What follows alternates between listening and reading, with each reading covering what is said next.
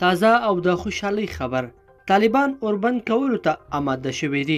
تازه طالبانو د اوربند په اړه څه ویلي دي جزئیات ویډیو کې وګورئ او چینل سبسکرایب کړئ. السلام علیکم، ستړي مشئ. اوربند د ټولو افغانانو لویه هیله ده. عوام افغانان چې تل له طالبانو او دولت ته د اوربند کولو هیله درلوده په نږدې راتلونکي کې پوره کیدونکې ده او داسې ښکاري چې طالبان لیواله شوي دي تر څو اوربند وکړي.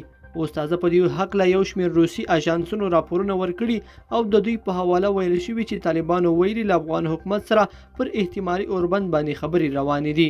جزئیات وایي چې طالبانو له دې سره چې افغان دولت سره پر احتمالي اوربند خبرې کوي په دوحه کې به د خبرو د بریا په صورت کې خپل تهاجمي عملیات او بریدونه هم ودروي. نن یو شمېر روسي رسنیو ځکه دا راپورونه خپاره کړل چې د طالبانو یو پلاوی دې هېواد ته تللی او هلته دې پلاوي د احتمالي اوربند په هکله ورته ویلي او زیاته کړې ده چې په دې هکله یې بحثونه ترسره کړي دي.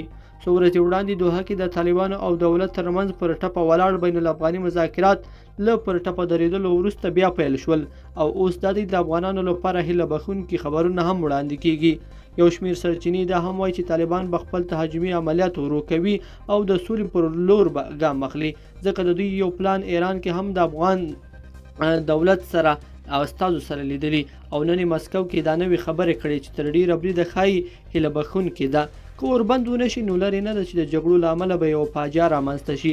اوس هم په افغانستان کې د جګړو له امله لکونه کسان خپلو کورونو پرېښودلو ته پر داسې وخت مجبوره شوي چې په کوره یوه ګوله ډوډۍ هم نه لري او هغوی عاجلو مرستو ته اړتیا لري، خو تر اوسه پورې یو ټکی مرسته هم ورته نه ده رسېدلې. لیدونکو په دې هیله چې دا مطلب به مو تر پایه لیدلی وي.